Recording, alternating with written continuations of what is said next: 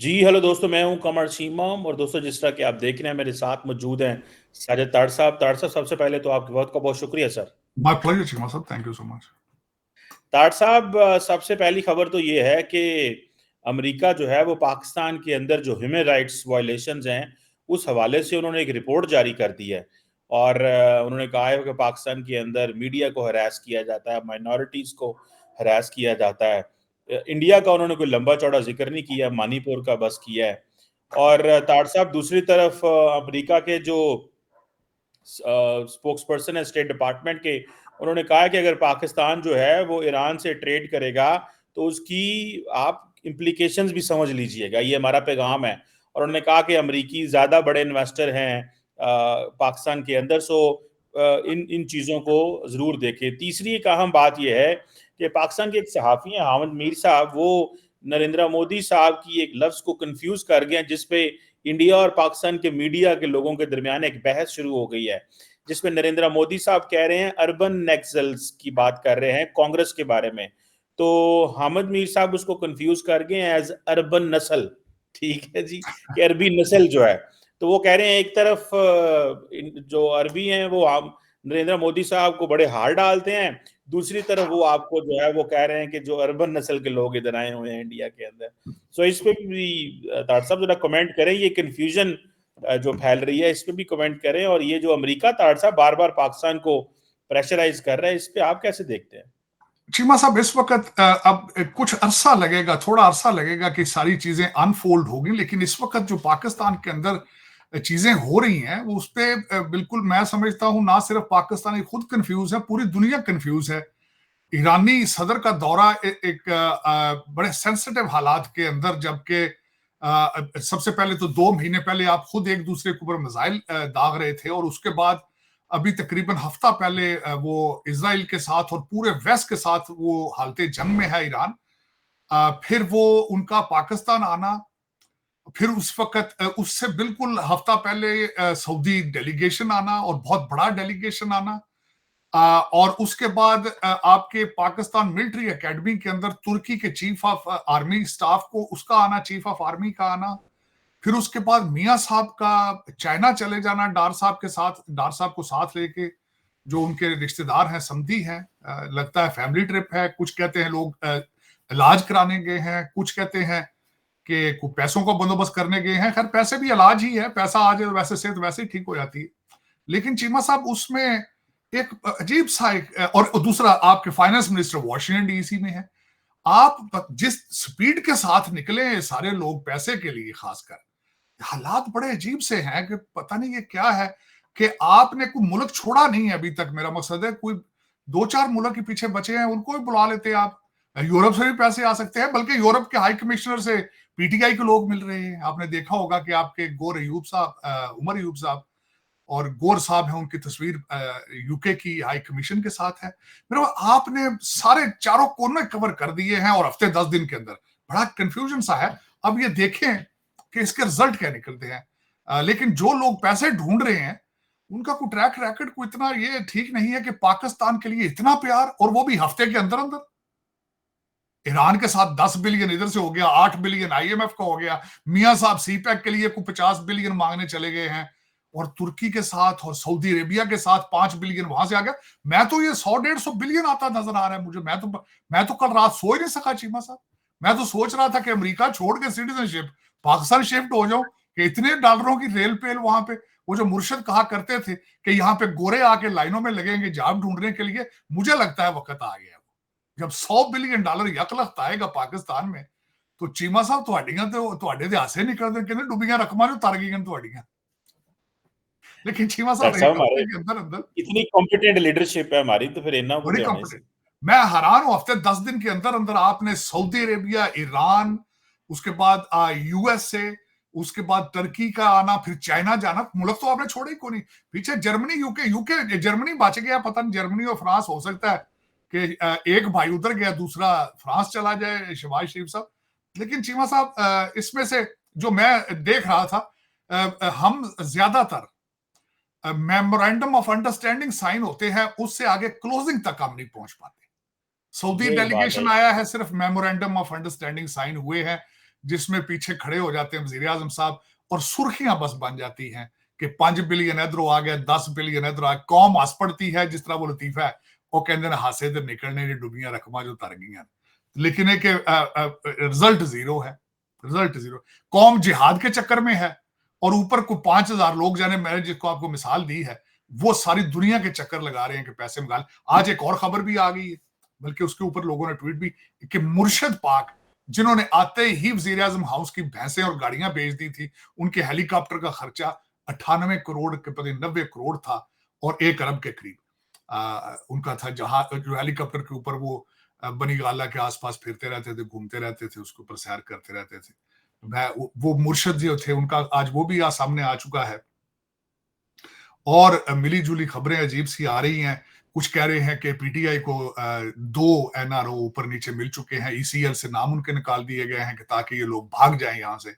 अब वहां देखते हैं कौन कौन भागते हैं उनमें से। और दूसरा, चीमा साहब, इकॉनमी के लिहाज से अभी तक कोई खास ऑन ग्राउंड रियलिटी अभी तक चीज मिच्योर होती नजर नहीं आ रही है अगर देखा जाए तो। अब देखें, लेकिन इसके ऑप्टिक्स जो है, जो सबसे पहले जो मुझे एक थोड़ा सा एतराज था, मैं मेंशन करना चाहूंगा। एतराज ये था कि एक तो जब ईरान के सदर आए हैं, उन्हें रिसीव करने के लिए कोई एयरपोर्ट पे नहीं गया, इंक्लूडिंग डार साहब। ये मैं समझता हूं कि इस failure of your diplomatic understanding और आपके वो उसमें। और दूसरी जो मेरी नजर में तशवीश है, जो कि फिर वही बात आती है, इनके एडवाइजर पता नहीं कौन है, कि शहबाज शरीफ साहब ने अपनी स्पीच के अंदर कश्मीर का जिक्र किया, ईरानी सदर ने उसके बारे में कमेंट्स तक नहीं दिए। तो ये आपकी इससे पहले अंडरस्टैंडिंग होनी चाहिए थी कि मैं कश्मीर के बारे में कहूंगा तो आप उस पर रिएक्ट करेंगे या नहीं करेंगे। अगर नहीं करेंगे तो आप भी इज्तनाब करते। लेकिन ये मुझे लगा है कि उन्होंने आपके जमीन के ऊपर आके आपको स्नब किया है। लेकिन दिस इज डिप्लोमेटिक फ्लेवर, तो पता नहीं क्या बात है। साहब, ये तो सारी अरब दुनिया ही अब पाकिस्तान को कह रही है कि कश्मीर भूल जाओ और कारोबार की बात करो, ये अब आपके बस का बात नहीं। ऐसे नहीं है ताड़ साहब? ये चीमा साहब देखें, 2 चीजें, ये कश्मीर का मसला, परवेज मुशर्रफ, मैं उनका बहुत बड़ा फैन हूं, इवन देन कि ही वाज अ मिलिट्री डिक्टेटर और मैं स्टूडेंट ऑफ पॉलिटिकल साइंस, लेकिन स्टिल मैं ये बिलीव करता हूं, अकॉर्डिंग टू माय एजुकेशन और सिस्टम्स ऑफ गवर्नमेंट्स के बारे में पढ़ना, कि जहां पे लोग जाहिल हों, जहां पे लोग नेशनलिज्म ना हो, वहां पे हमेशा सिंसियर डिक्टेटरशिप या फिर सिंसियर मानार्की जो है वो उस सर्कमस्टांसेस में तरक्की कर पाते हैं। He was a sort of a sincere dictator in Pakistan. वो he was very close to resolve the Kashmir issue, he was very close. लेकिन जाके मेरा ख्याल है वहां पे भी भारत के अंदर और अंडरस्टैंडिंग डेवलप हो चुकी थी कि स्टेटस को जो लाइन ऑफ कंट्रोल है, उस पार आप रहें, इस पार हम रहेंगे, ये अंडरस्टैंडिंग डेवलप हो चुकी थी। लेकिन समहाउ दैट वो प्लान जो है डिरेल हो चुका है। लेकिन हम अब उससे आगे बढ़ नहीं रहे हैं, पता नहीं क्या वजह है। मेरी बड़े सीनियर लोगों से बात हुई है, कोई मुझे उसमें से कोई उम्मीद की किरण नजर नहीं आई, पता नहीं क्या बात है। हालांकि इस वक्त आपके पहले सोचा जाता था, एक कॉन्सेप्ट था कि पाकिस्तान में अगर कश्मीर का मसला जिंदा ना रहे तो 7 लाख की फौज रखने का जवाज नहीं होगा। लेकिन अब तो आपका जो दूसरा बॉर्डर है अफगानिस्तान, वो भी कश्मीर से बड़ा मसला बन चुका है आपके लिए। अगर आप सोचें तो 7 लाख फौज को वहां एंगेज करके उसको भी कंट्रोल कर लें तो बहुत बड़ी बात है। मेरे ख्याल में आपको पाकिस्तान को चाहिए मूविंग फॉरवर्ड से मुराद ये होता है कि चलें, मैं कहता हूं आपका इशू है, चाइना और इंडिया का भी तो आपस में इशू है, पूरी स्टेट का इशू है उनका भी, लेकिन ट्रेड जारी है, लेकिन डायलॉग जारी है, उनके मीटिंग्स भी होती हैं, साइड लाइंस पे भी मीटिंग होती है। लेकिन पता नहीं आप you have become a non workable country, और ना सिर्फ इनके साथ, कई और ममालिक के साथ भी आपके हालात बिल्कुल इसी तरह के हैं। आप अमेरिका के साथ, मुझे तो समझ नहीं आती आपके क्या रिलेशनशिप है। जिस तरह अभी हम बात कर रहे थे कि वो आपके ऊपर सैंक्शंस लगाने के लिए वो तैयार होकर बैठे हैं, साथ दूसरी साइड पे $8 बिलियन आप उनसे आईएमएफ का पैकेज भी लेने के लिए तैयार हैं। फिर आप उसी वेस्टर्न सिविलाइजेशन से इन्वायरमेंट के खिलाफ जो पैसे के हम विक्टिम हैं, हालांकि वो पैसे पाकिस्तान नहीं पहुंचेंगे, सिंध के अंदर नहीं जाने, फासला ही बहुत है। अमेरिका से पैसे पैदल चल के पाकिस्तान नहीं पहुंच सकते जिस तरह के माजी के अंदर हुआ है, वो रास्ते में रुक जाएंगे कहीं यूरोप या दुबई से आगे। तो बिल्कुल पता नहीं क्या जाल लगा दिया आपने कि दुबई से आगे पैसा पाकिस्तान जाता ही नहीं है। तो वो आपको पैकेज मिल रहा है वॉशिंगटन डीसी से, मैं हैरान हूं। उधर से आप डेलीगेशन चाइना चला गया पैसे लेने के लिए, उसके बाद सऊदी अरेबिया को आपने सारा कंट्री दिखा दिया कि जो मर्जी पसंद आए आप लें, ये लूट सेल है। पीआईए भी आप दिखा रहे हैं बार बार उनको, और स्टील मिल भी दिखा रहे हैं आप बार बार उनको, आप अपनी पहाड़ियां दिखा रहे हैं जिसके नीचे मिनरल्स हैं, वो भी आप फॉर सेल आपने लगा दी हैं। अब देखें, लेकिन मैंने आपको पिछले शायद ब्लॉग में कहा था कि I haven't seen a country और नॉट अ कंट्री, अब कंट्री के तो नहीं है हालात, क्योंकि कंट्री का क्या कसूर है, कंट्री चलाने वालों का कसूर है। मैंने दुनिया में कोई ऐसी कौम नहीं देखी जो अपने कपड़े बेचकर जो है वो जश्न मनाए कि देखो जी हम कितने अमीर होने जा रहे हैं। अपने कपड़ों को आग लगा के तो खुशियां जश्न मनाए, तो कर्जे ले लेके तो आप जश्न मनाएं, कर्जों की किस्तें देने के लिए कर्जे लें। तो मेरा मकसद है आप मैं भी, बल्कि चीमा साहब अगले सेगमेंट में आपके साथ श्रीलंका के वजीर आजम के बारे में बात करूंगा जो इस वक्त श्रीलंका को चला रहे हैं, कि किस तरीके से what kind of steps they are taking अपने पांव पे खड़े होने के लिए, क्या क्या स्टेप्स ले रहे हैं। आप अभी तक, आपकी सोच भी नहीं अभी तक उस जगह पहुंची। मेरे लिए अभी तक सरप्राइज है कि who is running your country, कौन आपका मुल्क चला कौन रहा है, और जो चला रहे हैं उनके एडवाइजर कौन है। मेरे अभी तक आई कैन नॉट अंडरस्टैंड कि क्या हो रहा है आपके कंट्री के अंदर। मेरे ख्याल में हर बंदा ही कंफ्यूज है, जो चला रहे हैं कंट्री वो भी मुझे लग रहा है कंफ्यूज है, उन्हें पता ही नहीं है। वो अभी तक मुर्शद पाक के झंडर से उसको कंट्रोल नहीं कर पा रहे। अभी पीटीआई के 9 मई के हादसे को अभी तक उससे they can not move forward with it, उससे आगे ही नहीं चल पा रहे। जुडिशरी भी आप हालात देख लें कि 52 मिनट के अंदर अगले दिन 52 केसेस खत्म कर दिए गए हैं पेशावर हाई कोर्ट में। उससे पहले हमारे बंदियाल साहब के दास्तानें थी, मेरा मकसद है। उससे पहले आप जेल के हालात देख लें जो मुर्शद पाक के वहां पे ललित हैं, वो तो मेरा मैरियट जेल आज तक मैंने नहीं देखी। कि सरीना जेल, सरीना पता नहीं जेल के बिजनेस में आ गई है, जेल ने सरीना के बिजनेस में आ गई है। मेरी समझ से बाहर है कि how the country has been operated. और लेकिन अब लग ये रहा है कि शायद रिलीफ मिलनी शुरू हो चुकी है, एनआरओ पीछे से शुरू हो गया। मैंने कल की मेरी पाकिस्तान में कुछ दोस्तों से बात हुई थी, उन्होंने कहा मामला तो कुछ सेटल हो रहे हैं, लेकिन कंफ्यूजन ये है कि मुर्शद पाक की गारंटी कौन देगा।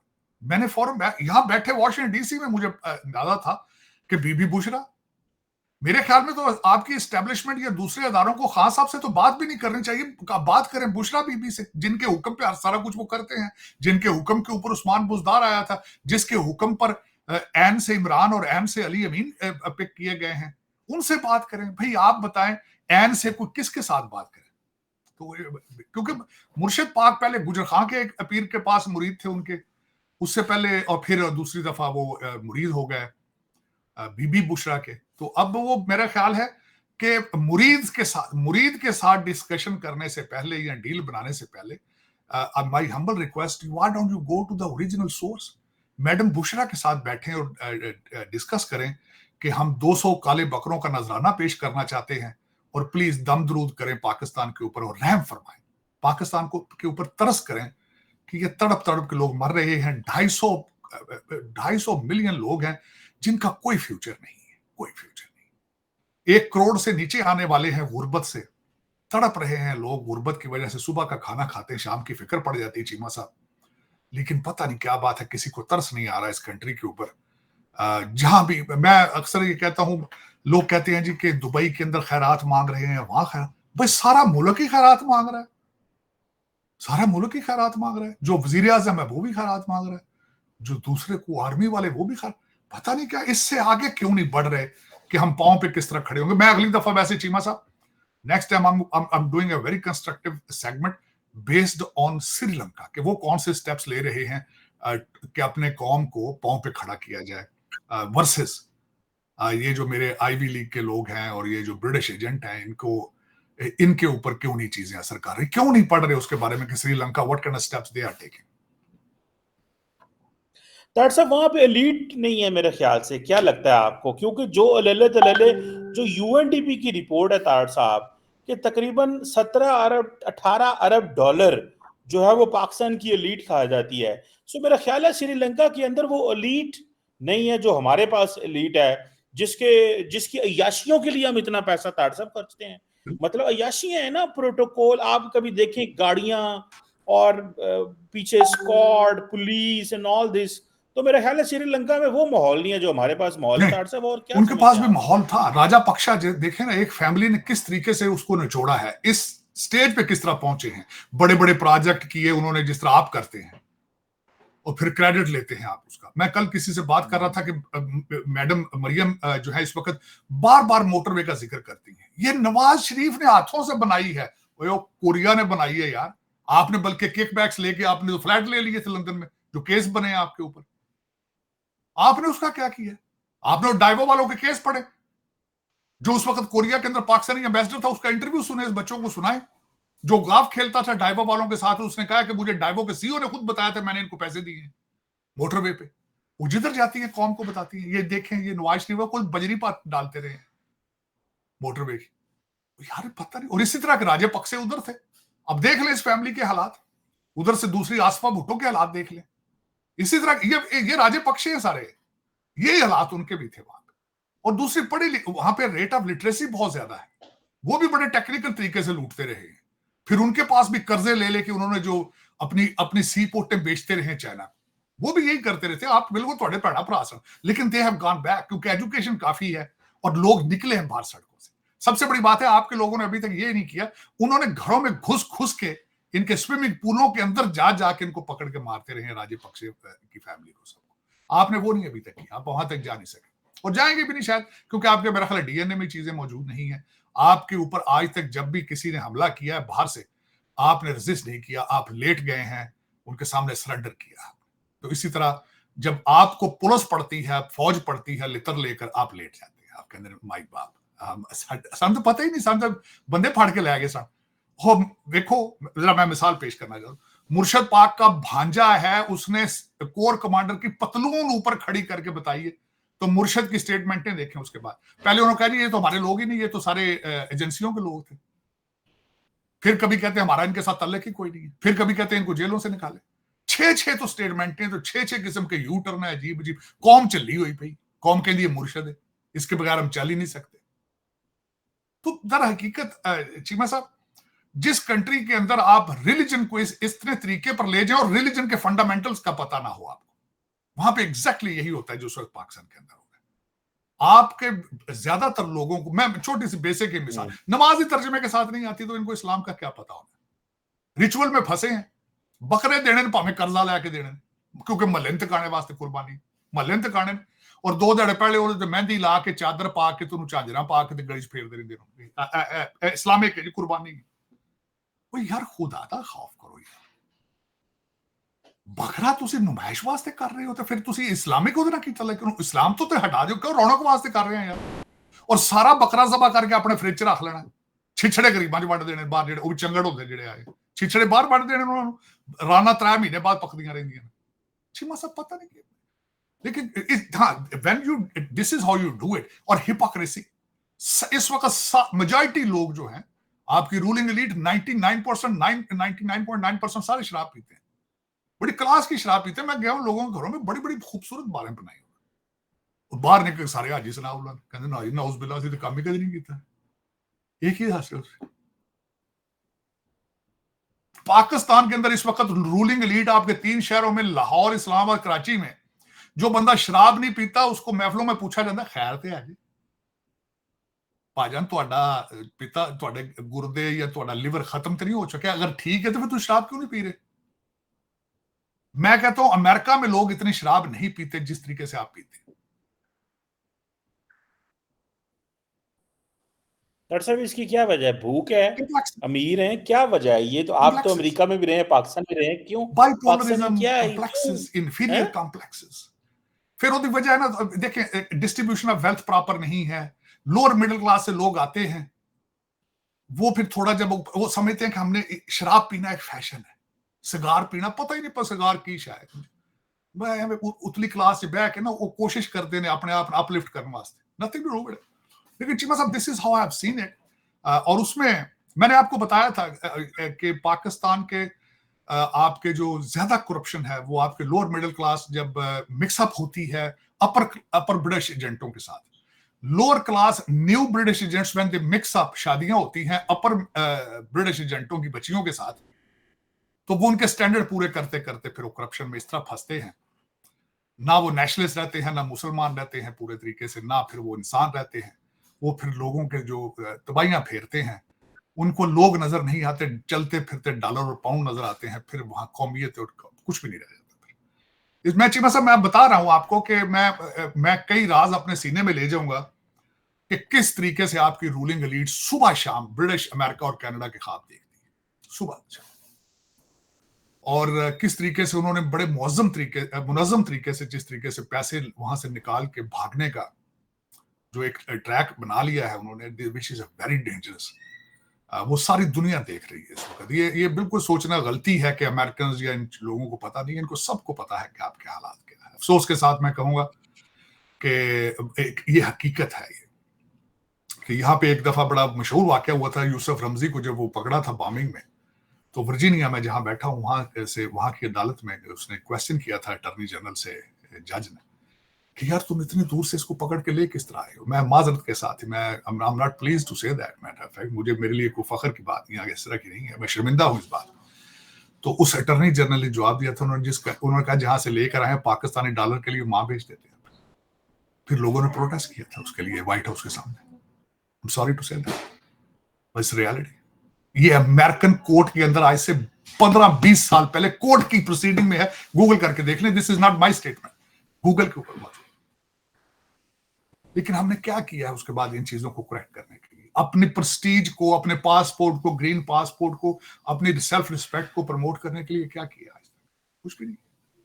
एम्बेसियों में मैं आपको अक्सर कहता हूं, हमारे मेजॉरिटी एम्बेसियों के अंदर जो है सियासतदानों के और ताकतवर लोगों के साले पुनूजे बच्चे आते हैं, फिर वो समझते हैं साहब हाथी को नहीं ला सकता, इनविंसिबल है, वो सर भी कुछ नहीं करते। वो तो शनाख्ती कार्ड और पासपोर्ट बनाने से कासर है। अब मुझे अभी पिछले दिनों पता चला खलीज के कंट्री के अंदर 3-4 महीने लोगों के पासपोर्ट ही नहीं बन सके, क्योंकि उनके पास वो स्याही नहीं मौजूद थी, पेपर मौजूद नहीं था जो फ्रेंच किसी कंपनी से लेते हैं, और वो डॉलर ही थी उनको देने के। 3-3 महीने, 4-4 महीने खलीज के अंदर लोगों को पासपोर्ट नहीं मिल सके, सिर्फ इस वजह से कि आपकी एम्बेसियों के पास या फॉरेन ऑफिस के पास डॉलर मौजूद नहीं थे उस फ्रेंच कंपनी को देकर वो स्पेशल पेपर और इंक लेने के लिए। और लेकिन आप लल्ले तलल्ले देखें।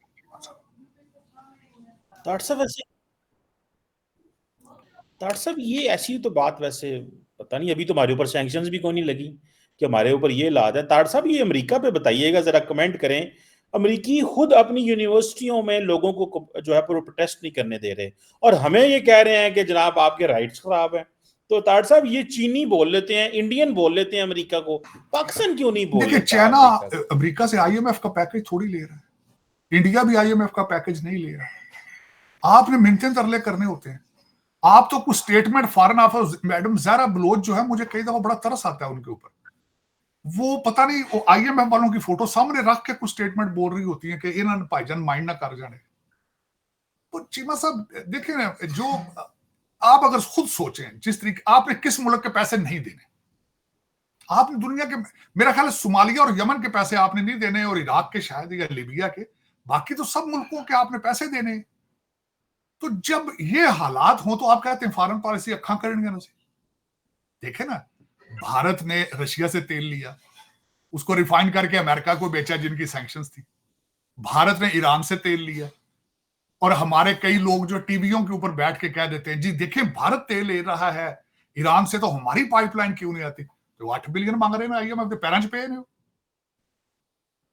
वो मिन्नतें तो नहीं कर रहे ना, वो माफिया तो नहीं मांग रहे अमेरिका से। वो तो अब अपने पांव पे खड़े, वो लोगों को पैसे, वो कंट्रीज को खुद एड्स और कर्जे देते हैं। बांग्लादेश को देख लें, मालदीव को देख लें, भारत पैसे देता है, नेपाल को देता है पैसे, उनकी मदद करता है।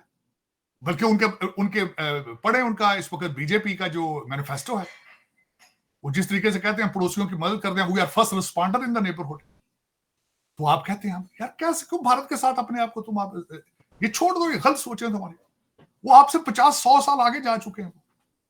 वो आर्टिफिशियल इंटेलिजेंस, अगले दिन वो देख ले सोमनाथ साहब का जो दूसरा आया था, उनकी स्टेटमेंट अगले दिन उन्होंने कहा जब तक भारतीय लैंड नहीं करते चांद के ऊपर, विल कीप सेंडिंग अपने वहां पे हम तजर्बात करते रहेंगे। उनकी सोच और है, उनकी इकोनॉमी देखें, उनके फॉरेन रिजर्व देखें, उनकी सोच। How dare you even compare yourself with them? आप छोड़ दें ये आते हैं, बल्कि छोटे, अब तो वो आपका नाम भी नहीं लेते। आपका नाम लेना वो समझते हैं हमारी बेइज्जती। आप देख लें, ना मोदी साहब आपका नाम लेते हैं, ना आपका डॉक्टर जयशंकर नाम लेते हैं, ना राजनाथ, कोई भी नहीं। वो धमकी दे लेते हैं, वो कहते हैं ऐसी कर देंगे, घुस के मार ले, लेकिन आपका नाम नहीं लेते क्योंकि वो समझते हैं कि it's not worth it, you are not a competition to begin with. लेकिन पता नहीं फिर लोग हमारे, फिर देखिए ना, जब तक चीमा साहब आप नेशनलिस्ट नहीं होंगे, जब तक कोई पाकिस्तानी बन के नहीं सोचेगा, ये मुल्क नहीं चल सकेगा आगे। जो ये चले हुए कारतूस आप जो रख के फिर रहे हैं ना, ये चले हुए कारतूस सारे के सारे, वो कहते हैं इन तिलों में तेल नहीं। ये आप your direction hasn't been fix yet. You आपकी गाड़ी को अभी तक सड़क पे लाया ही नहीं गया, ट्रैक पे नहीं लाया गया। आपकी गाड़ी अभी इधर उधर, एक गड्ढे से निकलती है दूसरे में गिर जाती, दूसरे से निकलती है तीसरे में गिर जाती। आपके अंदर अभी तक वो जो फंडामेंटल इश्यूज हैं उनको किसी ने, और फंडामेंटल इश्यूज आपकी दहशतगर्दी है, करप्शन है, और एक्सपोर्ट इंपोर्ट और आपकी इकोनॉमी है, उसके ऊपर तवज्जो ही नहीं है आपकी, किसी की कोई तवज्जो नहीं, कोई भी। मैं कल परसों मैं बल्कि अगले दिन आपको बताया, मैं कनाडा गया, तो वहां पे क्योंकि कनाडा गढ़ है आपका पाकिस्तानी रूलिंग एलीट का इस वक्त। Toronto is a hub. आपको वहां पे बड़े बड़े रिटायर सेक्रेटरी और बड़े बड़े जर्नल, बड़े बड़े जज मिल जाते हैं आपको। और लकीली मेरी वहां इसी तरह के ग्रुप के साथ सिटिंग, तो उन्होंने मुझे समझ के थोड़ा सा, एक बंदे ने मुझे एक टांट कराई और मुझे I could not control it. उसने कहा तार साहब तुझे आड़े गुस्से च नहीं, की वजह है? मैं कहा अच्छा। साथ ही दूसरे बंदे ने कहा जी पाकिस्तान की फौज बड़ी भैड़ी है जी, सानू तो फौजी लै देंगे।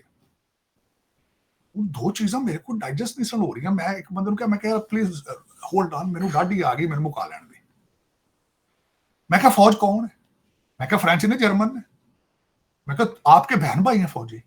मैं कहा चलें ठीक है, फौज बुरी है। मैं कहा जुडिशरी ठीक है आपकी, ब्यूरोक्रेसी ठीक है आपकी, मुझे कन्विंस करें। मैं क्या, मैं गुस्से में हूं, ठीक है मैं मान लिया मैं गुस्से, मुझे कन्विंस करें, मुझे काम डाउन करें, मुझे ठंड पाओ तो कोई तू एवं गुस्से च रहना है, वे फलाना डिपार्टमेंट है, ए फलाना लीडर जो पाकिस्तान को बचाएगा, जरा तू 2 साल वेट कर ले बेटा, तेन समझ नहीं आ रही। मैं क्या 1947 की, मैं क्या मेरे साथ बात करो, आज की बात ना करो। ये क्राइसिस आज के नहीं है, ये 1947 से क्राइसिस चल रहे हैं। अयूब खान सिकंदर मिर्जा की बात करो, सन 1947 से अयूब खान तक ब्यूरोक्रेट होते थे आपके प्राइम मिनिस्टर, क्योंकि सिर्फ उनको आती थी इंग्लिश लिखनी टाइप करनी, दूसरे को तो आती नहीं थी। उस वक्त सिर्फ क्वालिटी यही थी, जो इंग्लिश आती थी वो कायदे आजम बन जाता था, जिसको इंग्लिश आती थी वो प्राइम मिनिस्टर बन जाता था। और उसके बाद अयूब खान साहब ने तो फिर इसको गैरिजन स्टेट बना दिया। तो मैंने कहा ये बताओ, फौज बुरी है, जुडिशरी ठीक है, जुडिशरी ठीक नहीं है तो ब्यूरोक्रेसी के हालात देख लो। वैसे कंट्री की कोई एक ऐसी चीज बताओ जिससे मेरे जैसे बंदे को उम्मीद की किरण नजर आए। सारे एग्री करके मैंने कहा गिवन सर्कमस्टांसेस, अब तुम मुझे ये समझते हो कि मैं डांस करूं, तालियां बजाऊं कि जो हो रहा है पाकिस्तान के अंदर, गुस्सा ना करूं क्या? अरे फिर मैं क्या, मैं महाजर हो गया हूं, मुझे तुम लोगों ने निकाला है यहां से, मुझे तुम लोगों ने रिजेक्ट किया है, मुझे कि get the hell out of here. देखे ना, मैं महाजर हो गया हूं चीमा साहब, मैं पॉलिटिकल असाइली हूं अमेरिका के अंदर, आपकी करप्शन की वजह से। तालीम होने के बावजूद मैं बेरोजगार हूं, तो फिर मैं तालियां बजाऊं जाके? नहीं जी नहीं, पाकिस्तान जिंदाबाद, ला इलाहा इल्लल्लाह, पाकिस्तान आया, भुट्टो जिंदाबाद, फलाना शेर आया तो पगड़ गया। What are you talking about? यही तो प्रॉब्लम है, गुस्से को नहीं किसी को, रूटीन बन चुकी है। पीपल आर अम्यून्ड, इंजॉय कर रहे हैं इस करप्शन को, इस गंद को इंजॉय कर रहे हैं। That's one of the reason Cheema साहब कि people are not standing up.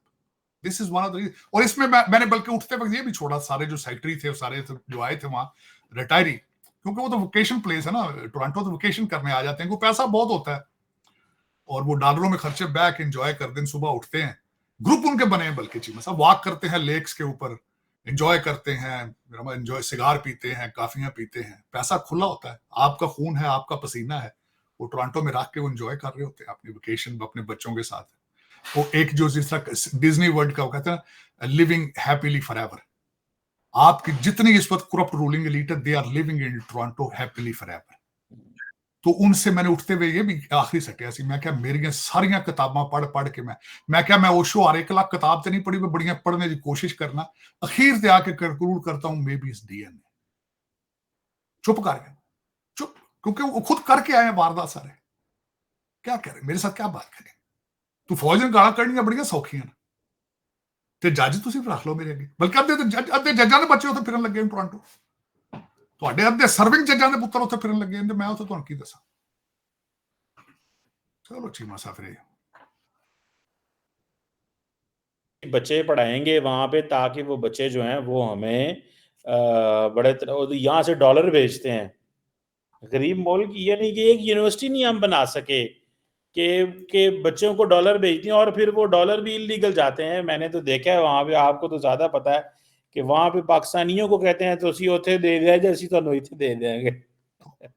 क्या बात है चीमा साहब। चले फिर इसमें चीमा साहब,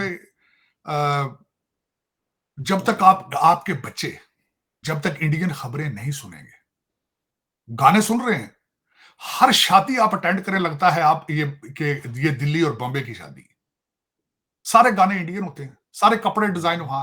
बल्कि मुझे अगले दिन एक मैं शादी पे जा रहा हूं, मुझे उन्होंने स्पेशल कहा है कि नेक्स्ट टाइम इंडिया गए तो हमारे बच्चों के कपड़े लेकर आना, बच्चियों के वहां से फलाना फलाना डिजाइनर के। काश कि तो आप इंडियन इंस्टीट्यूट ऑफ टेक्नोलॉजी की खबरें भी पढ़ लें, जहां काश उनकी पढ़े कि उनके किस तरीके से वो तरक्की कर रहे हैं। काश वो उस साइड पे नहीं जाना, करप्शन को किस तरह कंट्रोल करके, करप्ट है वो भी, इसमें कोई शक नहीं है, लेकिन किस तरीके से वो उन्होंने इस चीज के ऊपर लेड कुछ रखी हुई। करप्शन इतनी नहीं है जितनी पाकिस्तान में, लेकिन ये कि वो नहीं देखना, उस साइड पे नहीं देखना। जो मेरे जैसा बंदा रोजाना ये ख्वाहिश करता है कि काश आप उनके इलेक्शन का प्रोसेस देखें, काश आप उनके तरक्की के सीक्रेट सीखने की कोशिश करें। उधर नहीं जाना। गाना शाम को रिलीज उधर भी चीमा साहब गाना शामी नहीं करना ते सवेर तक सारा पाकिस्तान पे नचदा हुंदा उस गाने। सिंधु मूसेवाला इतना इंडिया में पॉपुलर नहीं है जितना पाकिस्तान में पॉपुलर है, लेकिन इंग्लिश मैथ नहीं आना, इंग्लिश मैथ टिकटॉक सही बात है, इंग्लिश और मैथ। बस यही है तार साहब, ये स्टोरी है हमारी। और आई विश के ये जो ईरानी प्रेसिडेंट आए हुए थे, कोई आपने कहा एमओयूज जो हुए हैं, कोई एमओयू से आगे भी बात होती कंक्रीट, ताकि कोई हमें फायदा भी होता। और कोई खास स्टोरी नहीं सुनी सिवाय इसके एक ही बड़ी खबर आई है, उन्होंने कहा है कि 10 अरब डॉलर तक कारोबार ट्रेड जानी चाहिए थी। और मैं पाकिस्तानी अवाम से खिताब करना चाहता था किसी जलसे में, वो मैं नहीं कर सका। कल रात बल्कि मैं गया हुआ था तार साहब ईरानी प्रेसिडेंट के एक डिनर पे, हमें भी इनवाइट किया गया था, तो उन्होंने बड़ी लंबी चौड़ी खिताब किया वहाँ पे, बड़ा अच्छा खिताब किया उन्होंने। और तमाम वॉक्स ऑफ लाइफ के, एकेडेमिया, मीडिया, उलमाए इकराम लोग आए हुए थे, लोगों ने उनकी खिताब को बड़ा पसंद किया। आपको पता है ईरानी तार साहब एक कौम तो है ना, उन्होंने वो जैसे भी हैं, उन्होंने एक दुनिया के आगे खड़े हुए हैं, वो दुनिया उनको राइट समझे या रॉन्ग समझे, उन्होंने प्रूव किया अपने आप को। साहब ये एक अलग डिबेट है कि either they are right and wrong, but as a nation they have proven themselves. और कि किस तरीके से उन्होंने पूरी दुनिया एक तरफ और ईरान एक तरफ, एंड दे सर्वाइव्ड। और उनके वहां पे ड्रोन शाहिद जो है इस वक्त, वो टेक्नोलॉजी के लिहाज से इस वक्त रशिया यूज कर रहा है यूक्रेन वार में। मैंने अगले दिन ये कहा था आपके कि टर्की के अंदर भी असला बन रहा है जो वर्ल्ड रिनाउन है टेक्नोलॉजी के लिहाज से, और ईरान के अंदर सैंक्शंस के बावजूद बन रहा है, चाहे अमेरिकन टेक्नोलॉजी को रिवर्स करे। लेकिन तुसी की कर रहे हो, ये पूछने वाली बात तो ये मेरी कौम की कर रही है। मेरी कौम साइकिल नहीं बना सकती, मिसाइल की बनाना है। चाइना लिया के धर दिंदा, तुहानू ते आंदे हो कि हमने गौरी बना लिया, आओ लिया के दे दिंदा, कोई आले दुआले बंदा अपने वो तुहानू दे दिंदा, तुसी आंदे हो ले जी ਅਸੀਂ ਇਹਨੂੰ ਵੈਲਡਿੰਗ ਕਰਕੇ ਠੀਕ ਕਰ ਲਿਆ। ਤੁਸੀਂ ਕੀ ਕਰ ਰਹੇ ਹੋ ਯਾਰ ਚੀਮਾ ਸਾਹਿਬ? ਮੈਂ ਸਾਰੀ ਤੁਹਾਡੇ ਕੋਲੋਂ ਤਾਂ ਅਫਗਾਨੀ ਅੱਗੇ ਨਿਕਲ ਗਏ ਨੇ ਸਰਕਾਰ। ਹੁਣ ਤਾਂ ਪਠਾਨ ਬਾਰਡਰ ਤੋਂ ਪਰਾਂ ਬਹਿ ਕੇ ਮਜ਼ਾਕ ਉਡਾ ਰਹੇ ਨੇ, ਕਹਿੰਦੇ ਨੇ ਵੇਖੋ ਇਹਨਾਂ ਦੀ ਇਕਾਨਮੀ, ਇਹਨਾਂ ਦਾ ਇਸਲਾਮ ਵੇਖੋ। ਹੁਣ ਤਾਂ ਉਹ ਮਜ਼ਾਕ ਉਡਾ ਰਹੇ ਨੇ ਤੁਹਾਡੇ ਰੋੜਿਆਂ ਵੱਟਿਆਂ ਤੇ ਬਹਿ ਕੇ ਤੁਹਾਡਾ ਮਜ਼ਾਕ ਉਡਾ ਰਹੇ ਨੇ। मुझे अगले दिन तार साहब, मुझे अगले दिन एक बंदा मिला और अफगानिस्तान से आया हुआ था, उसी दिन आया था। तो इत्तेफाक से मैं किसी जगह पे था तो वो वहां पे भी आया। तो उसने पता नहीं मुझे क्या कहा कि उसने कहा मैं 1 लाख लेके आया वहां से, और वो यहाँ पे आके, तो उसने पता नहीं, मुझे अब समझ नहीं एग्जैक्ट नहीं वो आ रहा, लेकिन उसने कहा कि हमारी जो करेंसी थी तार साहब वो बहुत कम, उसने मुझे बताई कि पता नहीं 80,000 कहता मैं वहां से लेके आया था, तो वो पता नहीं कितने कम ज्यादा यहाँ पे आके बन गए हैं वो। तो मैंने कहा यार ये तो अनफॉर्चुनेट सी है कि अब तो अफगानी भी हम पे हंसते हैं, और वो लिटरली अंदर से हंस रहा था, लेकिन वो मुझे एग्जैक्ट याद नहीं क्या फिगर उसने बताई, वो हंस रहा था लेकिन हमारे सामने खुल के नहीं बोल रहा था कि किधर नाराज ही ना हो जाए चढ़। हालांकि हमने क्या होना था, हम एक सेटिंग में बैठे हुए थे, तो लेकिन ये बात है कि अफगानी करेंसी वो बड़ा खुश होते हैं कि हमारी करेंसी अब आपसे भारी है, तो ये चीज़। Anyhow, thank you very much, Sajid Taher साहब। Sir, it's always pleasure talking to you. Allah करे पाकिस्तान की लीडरशिप खड़ी हो और हम IMF से हमारी जान छूटे, और ये जो नई हुकूमत है इसको 5 साल का जो मैंडेट मिला, ये कुछ तो ऐसा करे कि हम फख्र महसूस करें और हमारे पाँव लगे, और हम इतनी जो आज़ाद खारजा पॉलिसी नहीं रख पड़ते कि जिसमें हर मुल्क ही हमें क्रिटिसिज्म कर रहा होता है, हम इससे बच पाएँ। ताहिर साहब, thank you very much. Tahir साहब, आपके वक्त का बहुत शुक्रिया, बड़ी मेहरबानी, थैंक यू।